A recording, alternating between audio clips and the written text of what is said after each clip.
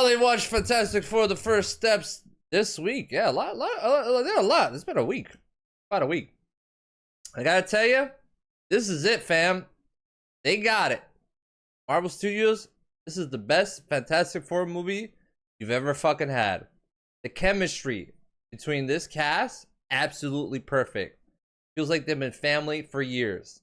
This is also another comic book movie that just starts like Superman, like the Batman, like I guess Spider-Man. Fantastic Four have been the Fantastic Four for 4 years.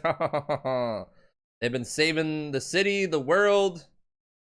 It feels like they're the only superheroes. They don't really acknowledge any other superheroes through this, unless I missed any key things. But yeah, this is the Fantastic Four at the height of their popularity. They're a worldwide global phenomenon, at least in New York City. Everyone loves and celebrates them. They're celebrities. They're on shows. I really love the 60s retro futuristic feel to this movie.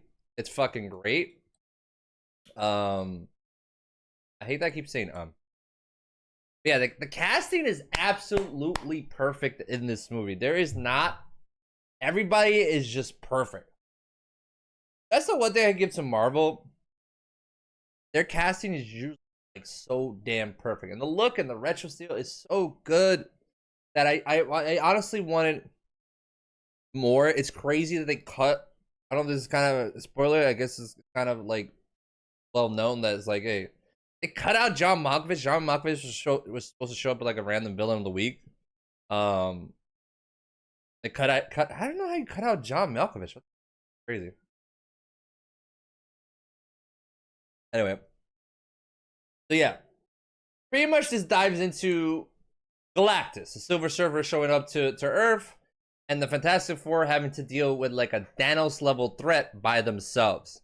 And it's really what really differentiates this movie from other superhero movies is that they actually go into space to meet up with Galactus, which was really awesome. You get like a actual space adventure. The threat of Galactus is really great and looming, but my pet peeve with Galactus is that they kind of made him fully CGI. Like there are some shots where it's obviously the actor in costume, because even the actor who played Galactus was like, yeah, I was in costume. I had a full-on costume. But a majority of the time, he is CGI, which kind of really bummed me out, because like the sets are practical, Herbie's practical. There's so much like a great practical style to this film that I really would have loved if they just had Homeboy walking around a city like fucking Godzilla. And it's very obvious they chicken out. Marvel really loves their big CGI fights, and you know the fight that the Fantastic Four have with Galactus is pretty great, but it just sucks that it was kind of a big CGI thing. That kind of knocked it a few notches for me. And also, like, you could tell like some stuff was cut. Like you wanted to live more in this world. You wanted to see more of this world.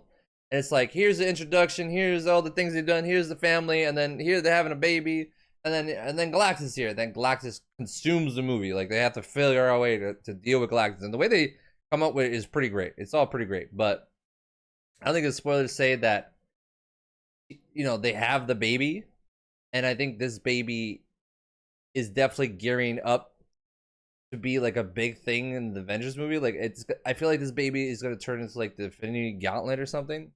The way they make this baby just feel so powerful. You're like, oh, and like in the comics, Franklin is a powerful baby.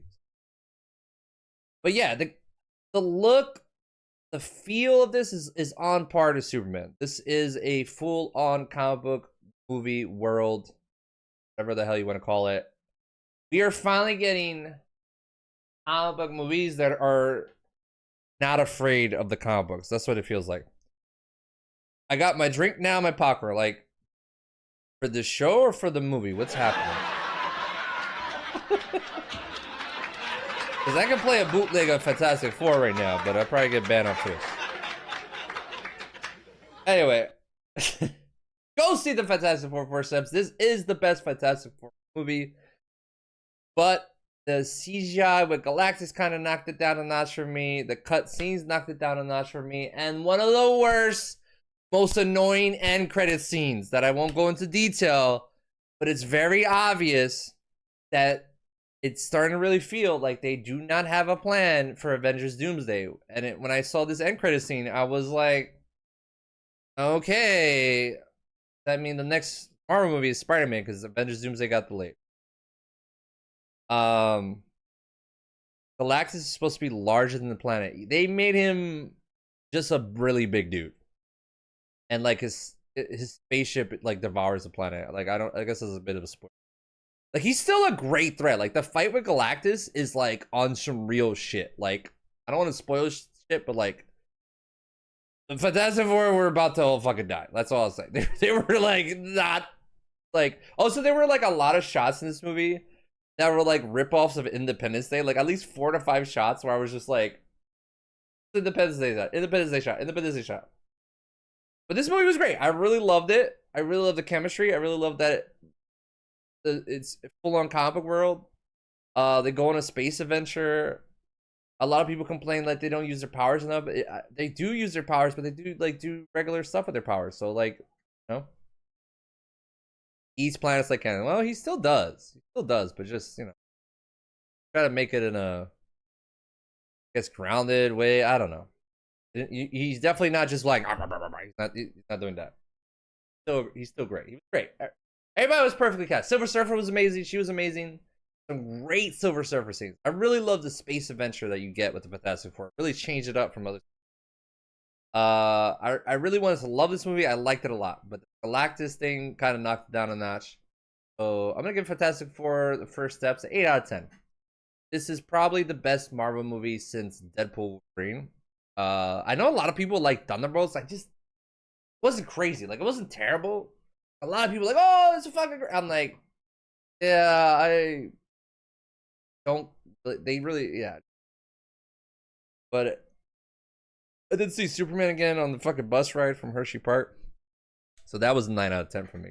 When I saw it again, I was like, yeah, best comic movie. Yeah, check it out. It was good. I really enjoyed it. I feel like Marvel needs to lead more into the comic bookness of their comic book movies. And I hope they do that because this was a great way.